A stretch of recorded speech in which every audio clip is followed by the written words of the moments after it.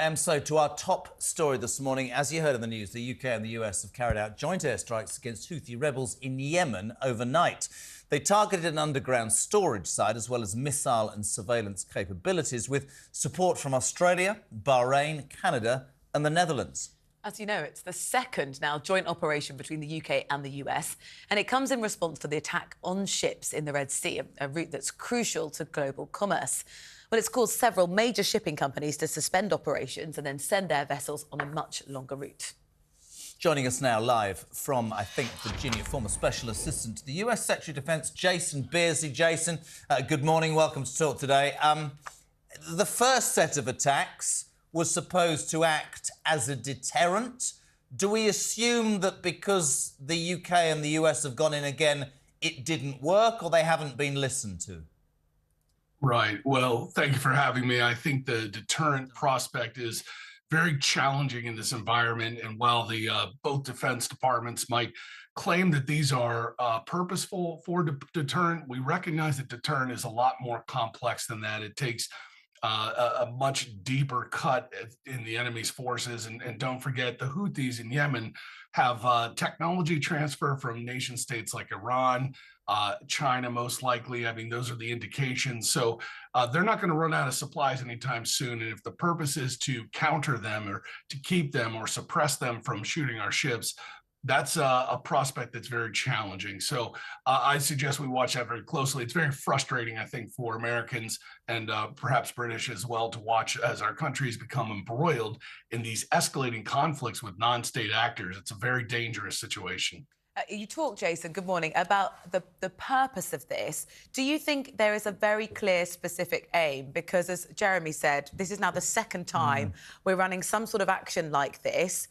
Is there sort of any sort of test that says... I'm sorry to say, yeah, as a combat soldier, we have those words for both Iraq and Afghanistan, clear purpose and objective, but they failed to articulate those objectives.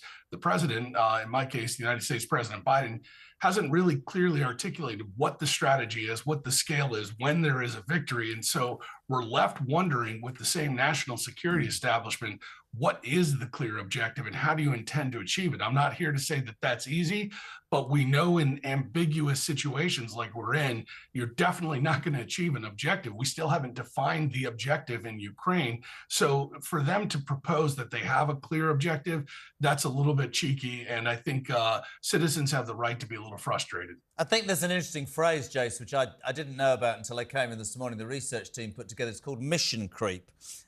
You know, that actually there's a fear that both sides could become involved into an escalating battle that they don't need. However, I just want to ask you something from an American point of view. I don't want to make it political, but for me, it's very interesting. I know there was stuff overnight.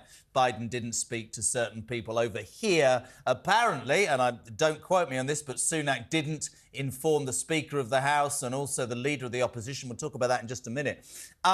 Biden and Trump, which fascinates us all, which looks like it's going to happen. One of the things we keep hearing over here is that when Donald Trump was president of the United States of America, the Americans in Middle America say we weren't at war. This is the last damn thing Joe Biden needs, isn't it? Certainly, although you could argue that by precedence and behavior, the United States under President Biden has been engaged in conflicts regionally. Now we're up to 1, 2, and 3. So it begs the question, how is their foreign policy team? And we would suggest that we've seen a lot of disaster, whether it was the Afghanistan withdrawal or embroiled conflicts like Ukraine, and then what we're seeing now, and that's affecting commerce. This is a lot different than just the Houthis firing at our ships. This is about increasing global commerce and economic warfare from near-peer rivals like China. So I would suggest Americans, as you said, were at least comfortable when our policies kept us in at least out of these situations, and they're wondering what they can point to at this stage. And if the president doesn't articulate the why of why we're there, it leaves people frustrated. So that's what you're seeing from the body politic. They have said, obviously, why they've conducted this action. From the UK's perspective, Grant Shapps said this was self-defence against the Houthis' intolerable attacks on merchant shipping. Which affects Jason, us all. Yeah, I wonder what you think the alternative is, because there is also a risk of not acting and not taking any action to basically say, OK, you know, freedom of Just navigation... bomb the ships. We're not going to protect that. Right. It would be ludicrous not to do anything. And you're absolutely right about that. So, again, this paints the administrations in a very complex role, because taking a tit-for-tat military approach or tactical approach in response every time the Houthis do something is not a guarantee of success, but it feels good. It's an emotional reaction. We have to do it. We can't just let them go.